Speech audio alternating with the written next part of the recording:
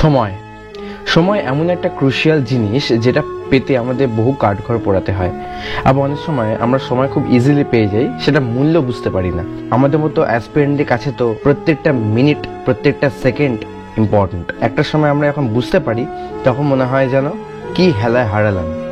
তো সেই সময় নিয়ে আমি কয়েকটা কথা বলবো, আমাদের কিভাবে সময় বাঁচাতে হয়, আমরা সময় কিভাবে ওয়েস্ট করি, সেই ব্যাপারগুলো নিয়ে আজকে কিছু কথা আমি শেয়ার করব। So welcome to my channel, welcome to the aspirant Indra. আমরা যখন সাধারণত পড়তে বসি, একটা টাইম অ্যালটমেন্ট করে নিই বা আমরা রুটিন বানিয়ে নিই যে এইটুকু টাইম আমরা এইভাবে ইউটিলাইজ করব। এই সাবজেক্টটা এই টাইমে পড়বো, ওই সাবজেক্টটা ওই টাইমে পড়বো। যখন তুমি দেখবে কনসেন্ট্রেট ওয়েতে তুমি পড়ছো, সময়টা কিভাবে পেরিয়ে যাচ্ছে তুমি একদম ধরতে পারছো না। আবার তুমি যখন কোনো কনসেন্ট্রেশন নেই, তুমি ধরো মনে হচ্ছে যে ধরো সাপোজ আমি এক্সাম্পল একটা দিচ্ছি, ধরো 1টা থেকে আমার একটা প্রোগ্রাম আছে, তো আমি সকাল 11টা থেকে ওয়েট করছি। তখন মনে হবে যেন 1টা কখন আসবে, সময়টা আসছে না, কতক্ষণে রেডি হয়ে বসে আছি, এরকম একটা ব্যাপার মনে হয়। কিন্তু ধরো তুমি পড়াশোনা করছো, কোনো মন দিয়ে ওই 11টা থেকে 1টা টাইমের মধ্যে পড়াশোনা করছো, দেখবে 11টা থেকে 1টা 2 ঘন্টা কিভাবে কেটে গেছে তুমি ধরতেই পারছো না। এটা আমরা যখন কনসেন্ট্রেশন দিয়ে পড়ি, তখন আমরা আউটসাইডের বা সময় কোনো ঠিক ঠিকানা জ্ঞান থাকে না, আমরা পুরোপুরি ডিপলি চিন্তামগ্ন হয়ে যাই ওই প্রপার টপিকটার প্রতি। এগুলোতে আমি এক্সাম্পল দিলাম সময় ইউটিলাইজ করা।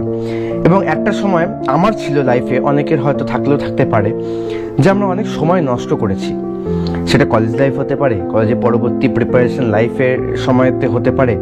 যেমন আমার যেটা হয়েছিল, প্রিপারেশন লাইফে আসার সময় আর তার কলেজের যখন পাস আউটের সময়, দুটো টাইমের মাঝখানে অনেকটা গ্যাপ হয়ে গেছিলো। মানে আমাকে বুঝতেই অনেকটা সময় কেটে গেছিলো যে আমার কি করা উচিত, কোন দিকে এগোনো উচিত। এবং সেই সময়টা খুব একটা কঠিন সময় ছিল, এবং করোনার সময়টাও এসেছিল সেই সময়, এবং তার জন্য ডিসাইড করা খুব একটা ইম্পর্টেন্ট জিনিস হয়ে দাঁড়িয়েছিল।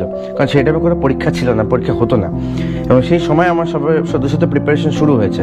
এবং তার আগে যখন সময়টা আমি নষ্ট করেছিলাম, যখন করোনার আগে পরীক্ষাগুলো হয়েছিল, সময় নষ্ট মানে কি, ইন্ডাস্ট্রিজ আমার কাছে সময় নষ্ট মানে হচ্ছে ওই সময় মানে একটা জিনিস নিয়ে বেশি ভাবতে সময়টা কীভাবে কেটে যাওয়া, সেটাই হচ্ছে এই ব্যাপার। মাঝখানে অনেকটা ডিউরেশন টাইম আমি ভাবতাম যে আমি কোন দিকে এগোবো, কীভাবে প্রিপারেশন নেব।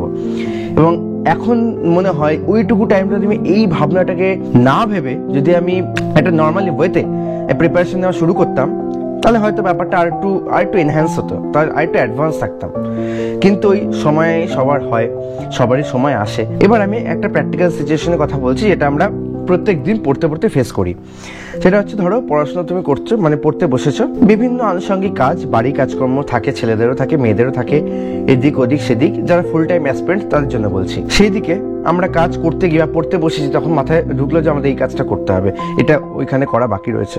ওই কাজটা করতে গিয়ে সময়টা কিভাবে চলে যাচ্ছে তুমি ধরতেই পারছো না, সকাল টাইমটা পুরোপুরি ওয়েস্ট হয়ে গেল। তারপরে পড়ে এলো দুপুর আর বিকেল বা সন্ধ্যেবেলাটা। এবার সেই টাইমে তুমি পড়তে বসলে, কনসেন্ট্রেট করতেই আমাদের বহু সময় চলে যায়। আর সায়েন্স বলে যে তুমি যখন কোনো বিষয়ে কনসেন্ট্রেট ওয়েতে পড়ছো, তার মধ্যে তুমি যদি কোনো ডিস্ট্রাকশন আসে, ফোন হতে পারে বা কোনো কিছু, তাহলে সেই কনসেন্ট্রেশন আসতে মিনিমাম 10 থেকে 15 মিনিট তোমার সময় লাগবে।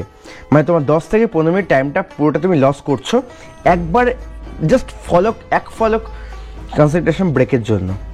তো সেই মোমেন্টগুলোতে আমাদের খুব ক্রুশিয়াল থাকতে হয়। মানে এখন আমি সেই স্টেজগুলো বুঝি যে সময় কতটা ভ্যালুয়েবল, একটা বিন্দু সময় ওয়েস্ট করাটা কতটা ক্ষতি আমাদের জন্য।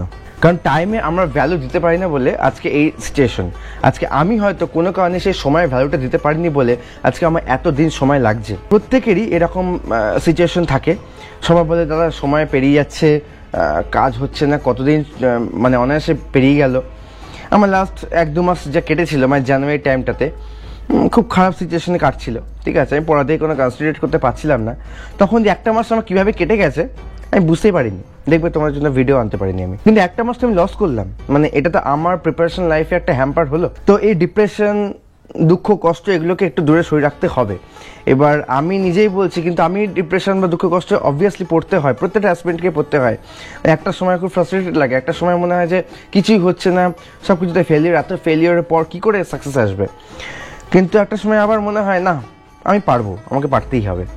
তো সেই জায়গা থেকে দাঁড়িয়ে তখন সময় ভ্যালুটা বুঝতে পারি, তখন মনে হয় যে ওই একটা মাস ডিপ্রেশনে না কাটালে হয়তো ভালো হতো, আরও একটা মাস আমি অ্যাডভান্স থাকতে পারতাম অন্যান্য অ্যাসপিরেন্টের থেকে। আমি এটাও সবাইকে বলি যে বছরে তুমি 365 দিনের মধ্যে তুমি ধরে নাও 65 দিন তুমি পড়তে পারবে না, বিভিন্ন অনুষ্ঠান আচার আচরণ, কারণ আমাদের 12 মাসে 13 পার্বণ, আর তুমি পড়তে চাইলে তোমার আনুষঙ্গিক বা পারিপার্শ্বিক পরিবেশ তুমি পড়তে দেবে না, তোমাকে ডিস্ট্রাকশন আনবেই, ঠিক আছে। তো পুজোর সময় বাড়িতে বসে থাকবে, এদিকে মাইক বাজছে ওদিকে গান বাজছে, ঠিক আছে, তো এই ডিস্ট্রাকশন থাকবেই, তখন তুমি ঠিক করে কনসেন্ট্রেটলি পড়তে পারবে না।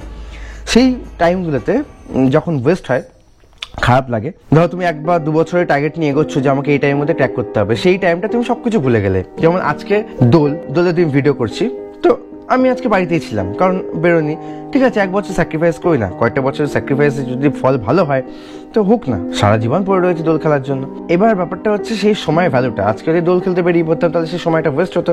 হ্যাঁ, মজা হয়তো হতো, এনজয়মেন্টটা তাই একটু দূরে সরিয়ে রেখে নিজের এনজয়মেন্টটা অন্যভাবে কাজ করি, যেটা ক্ষেত্রে সময়টা ওয়েস্ট হবে না, সেটা বিভিন্ন ধরনের উপায় আছে। আমি তাই সবাইকে বলি যে 65 দিন তুমি বাদ দিয়ে দাও বছর থেকে, 300টা দিন তুমি ভালো করে পড়ো, সেই 300টা দিনই তোমার একদম যেন ভ্যালুয়েবল হয়, পুরোটা প্রপার ওয়েতে হয়, সেটা দেখো। আমাদের এটা সবসময় ভাবতে হবে every minute and every second is important. এই একটা সেকেন্ড চলে যাওয়া মানে একটা সেকেন্ড আমি লাইফে কোনোদিন ফিরে পাবো না। যখন সময়টা হারিয়ে যায় তখন আমরা বুঝতে পারি না, হারানোর পর আমরা বুঝতে পারি কি হারিয়েছি। তো সেই জিনিসগুলোকে, তাই সময়ের ভ্যালুটা আমাদের প্রত্যেককে দিতে হবে। প্রত্যেকের সময়ের দাম আছে, আর প্রত্যেকের এই সময় ব্যস্ততা আছে। অ্যাসপিরেন্টদের ব্যস্ততা কাজের মধ্যে, মানে পড়াশোনার মধ্যে, যারা মানে ফুল টাইম অ্যাসপিরেন্ট নয়, যারা চাকরি করে পড়াশোনা করতে হচ্ছে, তাদের ক্ষেত্রে ওই 2 থেকে 3 ঘন্টা বা 4 ঘন্টা হয়তো ম্যানেজ করাটাই একটা হেকটিক, এবং তারা সেটা ম্যানেজ করে পড়ছে, তারা আরও বেশি বুঝতে পারছে তাদের কাছে ওই 4 ঘন্টার ভ্যালুটা কতখানি। একটা ফুল টাইম অ্যাসপিরেন্টের কাছে 4 ঘন্টা কিছুই না, কিন্তু একটা ওয়ার্কিং অ্যাসপিরেন্টের ক্ষেত্রে 4 থেকে 5 ঘন্টা যে কতটা ক্রুশিয়াল সেটা তারাই জানে। টাইম ম্যানেজমেন্ট একটা ক্রুশিয়াল থিং, যেটা আমাদের প্রত্যেককে করা উচিত, এবং প্রত্যেকটা অ্যাসপিরেন্টের সাকসেসের পিছনে টাইম ম্যানেজমেন্ট মারাত্মকভাবে দায়ী। টাইম তুমি ঠিকঠাক করে ম্যানেজ করলে খুব তাড়াতাড়ি স্ট্র্যাটেজি ওয়াইজ তুমি এগোতে পারবে, আর তুমি টাইম ঠিক করে ম্যানেজ না করতে পারলে তুমি সময়টা কিভাবে যে হারিয়ে ফেলবে সেটা তুমি ধরতে পারবে না। আজকে আমরা রুটিন বানাই, বিভিন্ন রুটিন বানিয়ে পড়তে আরম্ভ করি, রুটিনটা এখন কমপ্লিট হয় না, তখন আমরা কষ্ট পাই, তখন মনে হয় যে এটা আজকে কমপ্লিট করতে পারলাম না, এই সাবজেক্টটা যে হলো না, ঠিক আছে পরের দিন করে নেবো। ওই পরের দিনটা করতে গিয়ে আর সে পরের দিন আর সময়টা আসে না, তখন মনে হয় ওই দিন ওই সময়টা বা এইটুকু টাইমটা আমি যদি একটু ডিস্ট্র্যাক্ট না হতাম, একটু কনসেন্ট্রেট ব্রেক না করতাম, তাহলে হয়তো এই সাবজেক্টটা এটা আমি কমপ্লিট হয়ে যেত। এগুলো প্র্যাকটিক্যাল আমার সিচুয়েশনে ফেস করতে হয়, তাই তোমাদের সাথে আমি ব্যাপারগুলো শেয়ার করছি। যখন তুমি পড়তে বসবে কোনো ডিস্ট্রাকশন রাখবে না, তুমি কম টাইম পড়ো, তুমি 1 ঘন্টা পড়ো, তুমি 2 ঘন্টা পড়ো, তুমি 3 ঘন্টা পড়ো, একটা পার্টিকুলার টাইম টানা পড়ছো, সেই টাইমটা তুমি ফোনটাকে দূরে রাখো বা সমস্ত কাজগুলো থেকে কমপ্লিট করে নিস, তারপরে তুমি পড়তে বসো, যাতে ডিস্ট্রাকশন ওই টাইমে না আসে। এবং ছেলেদের বাজার হাট এদিক ওদিক কাজকর্ম যে থেকে থাকে সেগুলো সব টাইমের মধ্যে করে নাও কাজকর্মগুলো, তারপরে পড়তে বসো। ওই পড়ার সময় সাথে পড়ার মানে বইয়ের সাথে তোমার সম্পর্কটা থাকবে। এটা যদি হতে পারে, এটা ডেলি যদি তুমি 6 ঘন্টা করে দিতে পারো, এনাফ। অনেকে জিজ্ঞেস করো যে কত ঘন্টা পড়তে হয়, আমি মনে করি 6 ঘন্টা ঠিকঠাকভাবে পড়লে যে কোনো অ্যাসপিরেন্ট 1 বছরের মধ্যে আরামসে সবকিছু কমপ্লিট করে দিতে পারে, সিলেবাস বা চাকরি পাওয়ার ক্ষেত্রে একদম ঠিকঠাক। কিন্তু 6 ঘন্টাই আমরা দিতে পারি না ঠিকঠাকভাবে। 6 ঘন্টার মধ্যে হাজার রকম ডিস্ট্রাকশন আসে, হাজার রকম বাধা বিপত্তি আসে, এটা মাথায় মনে হয়, ওটা মাথায় মনে হয়, এটা হয় ওটা হয়, কারণ আমাদের ওই 24 আওয়ার্সের মধ্যে মাথায় বিভিন্ন টাইপের জিনিস চলতে থাকে। একটা মনে রাখার কনসেপ্ট আমি কিছু জিনিস অ্যাপ্লাই করি মাঝে মাঝে, তো সেটা তোমাদের সাথে শেয়ার করবো, সেটা পরে ভিডিওতে হয়তো করবো। তো মনে রাখার কিছু কিছু উপায়, আমি একটাই কথা লাস্ট বলবো, সময়কে ভ্যালু দাও, সময়ে ভ্যালুটা বুঝতে শেখো, যে সময় যেটা করার দরকার সেই সময় সেটা করো। এখন তোমাদের পড়ার দরকার, যে পরীক্ষাটার জন্য প্রিপারেশন নিচ্ছ সেই পরীক্ষার জন্য ঠিকঠাকভাবে এগো, সময়টাকে ওয়েস্ট করো না, কারণ এই সময় একবার ফিরে গেলে আর কোনো দিন কোনো মুহূর্তে ফিরে পাবে না, ঠিক আছে? তখন কপাল চাপড়ানো ছাড়া কোনো ওয়ে নেই। কারণ আমি তোমাদের এই কথাগুলো শেয়ার করতে পারছি কারণ আমি নিজে অনেক সময় নষ্ট করেছি, এখন সেটা বুঝতে পারি যে ওই টাইমের ভ্যালুটা, কেন সময়টা নষ্ট করেছি। একটু যদি ভালো করে ওই টাইমটা দিতাম তাহলে হয়তো আজ আরও বেশি অ্যাডভান্স থাকতে পারতাম, আজ হয়তো আমি চাকরি পেয়ে যেতাম। তাই সময় নষ্ট করো না, ভালো করে পড়ো। এবছর অনেক পরীক্ষা আছে, অনেক রিক্রুটমেন্ট আছে, অপরচুনিটি সুযোগ আছে। কোনো কিছুতে কোনো বিভ্রান্ত, কোনো মানে রিমার বা কোনো আনুষাঙ্গিক কথাবার্তা নিয়ে মাইন্ড ডাইভার্ট করো না। এগুলোই আমাদের সময়ের সাথে সাথে চলার একটা পার্ট, যেটা যার সময় হওয়া দরকার। কখন কোন চাকরি কিভাবে লেগে যাবে তুমি সেটা নিজেও ধরতে পারবে না, তুমি জানতেই পারবে না, বুঝতেই পারবে না কখন যে কীভাবে হয়ে যাবে। তাই সময়কে ভ্যালু দিলে সময় তোমাকে ঠিক ভ্যালু দেবে এবং সময় তার প্রতিদান তোমাকে দিয়ে দেবে। তুমি খারাপ করলেও দেবে, ভালো করলেও দেবে। তাই টাইম ইজ মোর ক্রুশিয়াল। আমি সময় নিয়ে কিছু কথা মনে হলো তাই তোমাদের সাথে শেয়ার করলাম, যেগুলো আমার সাথে ডেলি লাইফে ঘটে থাকে। তোমাদের যদি এরকম জিনিস হয়ে থাকে তাহলে অবশ্যই শেয়ার করো আমার সাথে। যদি ভিডিওটা ভালো লাগে তাহলে একটা লাইক করো। আর যদি চ্যানেলের সাথে যুক্ত হতে চাও, আমি এরকম মানে প্র্যাকটিক্যাল মোমেন্টগুলো বা জিনিসগুলো তোমাদের সাথে শেয়ার করি। যদি ভালো লাগে অবশ্যই জানিও।